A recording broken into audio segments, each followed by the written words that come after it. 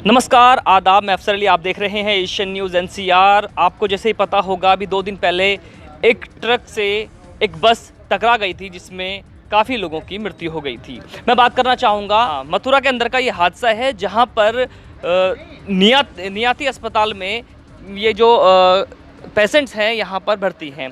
इसको लेकर के आज रेबल श्रद्धानंद पति अपनी टीम के साथ इस नियाती अस्पताल में पहुँचे, जिन्होंने इस घटना की सारी जानकारी ली है। आखिरकार हम आपको बता दें, ये जो लोग थे ये गुड़गांव से दरभंगा बिहार जा रहे थे। रास्ते में तकरीबन 9:30 बजे ये घटना 27 तारीख को हो जाती है। जैसे ही रेबल श्रद्धानंद पति को इस घटना के बारे में जानकारी मिलती है तो वो नियाती अस्पताल में आते हैं। आइए जानते हैं आखिरकार ये हादसा कैसे हुआ है, कितनी लोगों की यहाँ जान जा चुकी है और क्या क्या समस्याएं हैं। जी रेबल जी, मैं आपसे पूछना चाहूँगा कि आखिरकार ये जो हादसा हुआ है ये कैसे हुआ है और कितने लोगों की जान गई है। देखिए, सबसे पहले मैं बताना चाहूँगा, रेबल श्रद्धानंद पति फाउंडेशन भारतवर्ष के तमाम जहाँ भी हमारे मजदूर वर्ग हैं, हमारे पिछड़े वर्ग के लोग हैं, हमारे समस्त सवर्ण भी हों, जो भी आर्थिक तौर पे कमज़ोर हैं या जिनके ऊपर अन्याय होता है, मेरी फाउंडेशन उनके लिए कार्यरत है।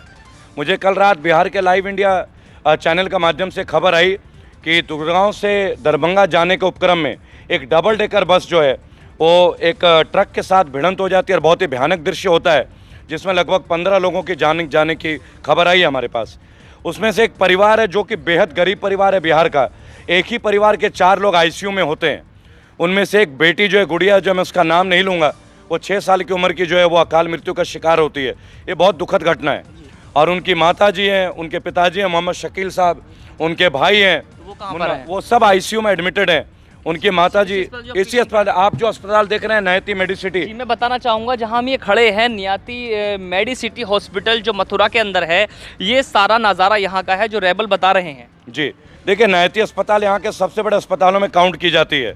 अभी मेरी यहाँ के जो डॉक्टर है, डॉक्टर दीपक गुप्ता, मैं बताना चाहूँगा, डॉक्टर दीपक गुप्ता से मेरी बात हुई है। उन्होंने विस्तृत जानकारी दी और मैं खुद जो है अभी शकील साहब से मिल कर आया हूँ। वो कुछ बोल नहीं पा रहे थे, उन्होंने मेरे लिए एक ऑफ बीट परमिशन भी दिलाई, हालांकि अभी परमिशन नहीं थी, तो मैं उनका धन्यवाद देना चाहूँगा। और अभी तक उन्होंने कोई पैसे नहीं लिए, बगैर पैसे का सारा ट्रीटमेंट कर रहे हैं। लेकिन अब जो स्थिति है वो बहुत मुख्य स्थिति है, क्योंकि 6 लाख रुपए का बिल है जो इन तीनों के लिए अभी दिया गया है। और ये वो परिवार है, जैसे आप बता रहे हैं कि गरीब परिवार से हैं, जिनके घर भी नहीं है, तो वो जो इतना 6 लाख रुपए का आसपास का बिल जो आप बता रहे हैं वो कहाँ से पे करेंगे? देखिए, सबसे पहली बात ये है कि ये 8,000 के तनख्वाह में काम करने वाले धाड़ी मजदूर हैं, घर पे छत नहीं है। और आज मैं रिक्वेस्ट करने आया, मैं यहाँ डीएम साहब से भी रिक्वेस्ट कर रहा हूँ अपने प्रेस विज्ञप्ति के माध्यम से। एसएसपी साहब से मेरी अभी बात हुई है, उनके रीडर से भी मेरी बात हुई है। हमारे बीच यहाँ के एक सीनियर जर्नलिस्ट परवेज साहब हैं, उन्होंने बहुत सहायता प्रदान की पिछले 3 दिनों में, ब्लड वगैरह का भी अरेंज किया। इवन हम लोग तैयार हैं अपने साथी भाइयों बहनों के लिए, हम कभी भी तैयार हैं। मथुरा में हमारे बहुत भाई हैं, प्रेमी हैं। रेबल श्रद्धानंद पति फाउंडेशन में 10 करोड़ जो है आज की डेट में हमारे कोर मेंबर्स हैं, क्योंकि हम कोई राजनीतिक संगठन नहीं है। देश विदेश में हमारे कन्वेंशन होते हैं, इंक्लूडिंग यूनाइटेड नेशंस। हादसा उत्तर प्रदेश के अंदर हुआ है, या ये जो रहने वाले जो हैं निवासी ये बिहार से हैं, इस वक्त बिहार में चुनाव हो रहे हैं, क्या वहाँ की सरकार इनके लिए कुछ कर पाएगी, या उत्तर प्रदेश सरकार, योगी आदित्यनाथ की सरकार है, इनको देख पाएगी? देखिए, अभी मैं पिछले 1 महीने के अंदर माननीय तेजस्वी यादव जी से मैं मिल के आया हूँ निजी तौर पर। उनके राजकीय निवास में मैं रुका भी हूँ। सोशल मीडिया में वीडियोज आप देख सकते हैं। इसके अलावा माननीय ममता बनर्जी, मैं जितने भी राज्य सरकार है तमाम लोगों से मिलता हूं। कल मैं ग्रेटर नोएडा के विधायक ठाकुर धीरेन्द्र सिंह, जो कि जेवर एयरपोर्ट क्षेत्र में आते हैं, उनके पास भी था लोगों की समस्याओं को लेके।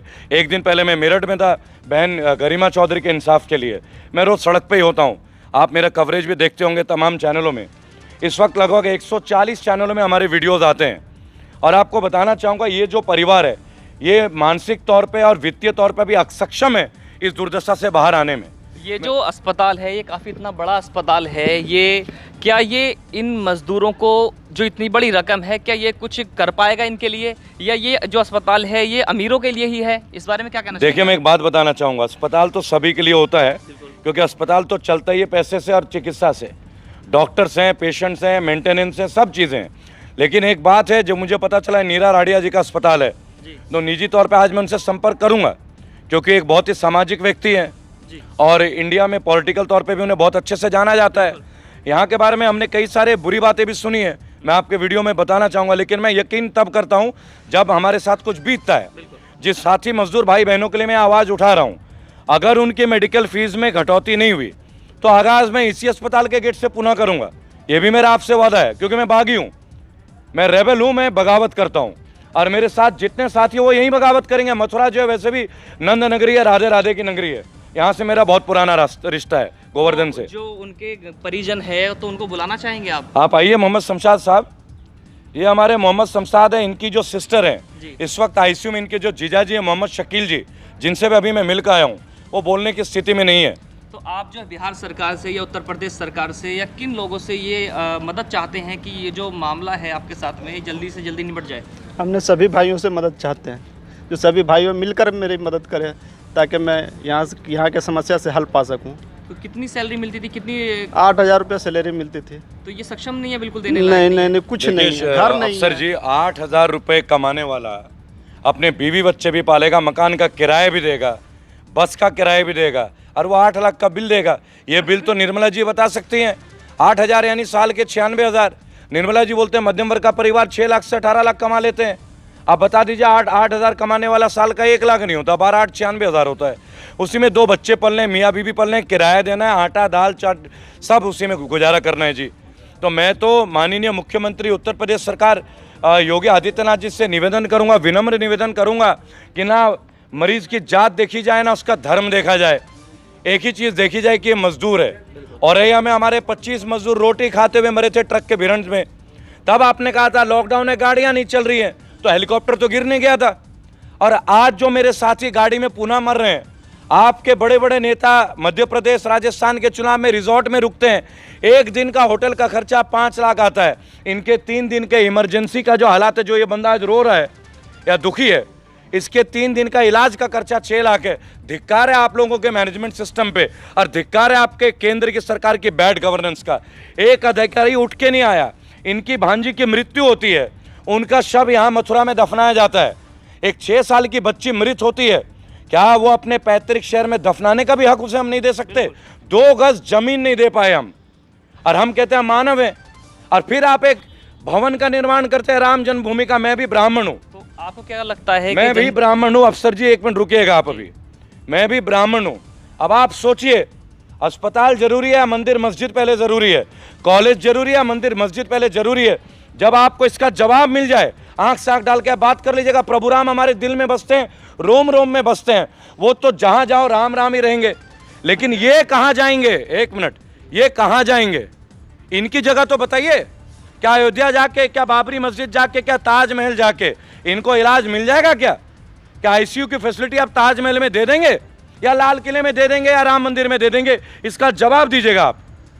रेबल जी, मैं आपसे पूछना चाहूँगा कि अगर मैं बात करूँ इन मज़दूरों के आरक्षण की, जैसे इतने बड़े बड़े हॉस्पिटल्स हैं, अस्पताल हैं जहाँ पर बड़ी बड़ी सुविधाएं मिलती हैं, अगर रास्ते में या रोड पर कहीं भी कोई एक्सीडेंट हो जाता है, जहाँ पे कोई दुर्घटना हो जाती है, अगर इसी सिचुएशन में ऐसे बड़े अस्पतालों में जो है इमरजेंसी में एडमिट कराया जाता है, तो क्या सरकार को ऐसा कुछ करना चाहिए जिससे कि ये लोग बच सकें? देखिए, मैं आपको एक बात बताऊँ, सरकार खुद एक मजदूर की बनाई गई है। आज हमारे देश के माननीय और पूज्यनीय प्रधानमंत्री, मैंने व्यक्तिगत टिप्पणी आज तक कभी किसी के बारे में नहीं किया, क्योंकि मैं एक हिंदू हूँ और ब्राह्मण हूँ और मैं संस्कारी हूँ। मैं शिक्षा से ज़्यादा संस्कार में संबंध रखता हूँ। लेकिन मैं एक बात पूछना चाहूँगा, प्रधानमंत्री, माननीय पूज्यनीय प्रधानमंत्री जी ने कहा था मैं चाय बेचा करता था, वो स्वयं एक मजदूर थे। माननीय प्रधानमंत्री जी, माननीय मुख्यमंत्री जी, आप तो खुद एक साधु हैं, योगी हैं। आपके राज्य में, आपके राम राज्य में मेरा एक छोटा भाई अपने परिवार के प्रियजन को खो देता है, आपकी एक बेटी खो जाती है। आप कहते हैं ये देश आपका परिवार है, राज्य आपका परिवार है। अगर ये आपका परिवार है माननीय प्रधानमंत्री जी, आप डोनाल्ड ट्रंप को तो स्वागत कर सकते हैं, इनके परिवार के लिए आप कब उठ के आएंगे? सवाल ये, क्या मजदूर जो चाय वाला था आज प्रधानमंत्री बना है, क्या पुनः वो मजदूर के लिए उठ के आएगा? अगर आप उठ के आएंगे, मैं फिर से मध्य वक्त बन जाऊंगा। अगर आप इनकी सहायता के लिए आएंगे, मैं फिर से आपको वोट दे दूंगा। मैं पुनः आपका भक्त नहीं, आपका मुरीद बन जाऊंगा। जब तक नहीं होगा, बगावत चलती रहेगी, ये जंग चलता रहेगा। जैसे कि आप देख रहे हैं, हम लगातार बने हुए हैं इस नियति मेडिसिटी अस्पताल में, जहां पर ये सिचुएशन, ये परेशानी इन लोगों के साथ बनी हुई है, जहां पर इनकी एक भांजी की मृत्यु भी हो जाती है। लगातार रेबल श्रद्धानंद पति इनका साथ देते हुए सरकार से ये अपील करते हैं और प्रशासन से भी ये अपील करते हैं और इस हॉस्पिटल की जो मालिक हैं उनसे भी ये अपील करते हैं कि इसकी मदद की जाए। और मैं जो दिखाना चाह रहा हूँ ये उनके चाचा हैं, मामा हैं, जो ये अपील करते हैं सरकार से भी, उत्तर प्रदेश सरकार से भी और बिहार सरकार से भी कि इनकी मदद की जाए। मैं भी आपसे कहना चाहूँगा एक एशियन न्यूज़ के माध्यम से भी, जैसे इन मजदूरों के साथ ये अत्याचार हो रहा है, जैसे ये लोग परेशानी झेल रहे हैं सरकार को लेकर के, क्योंकि ये सरकार बनाते हैं तो आज ये परेशान क्यों हैं, इनकी अवश्य मदद की जाए। नमस्कार, मैं अफसर अली, कैमरामैन अदनान के साथ।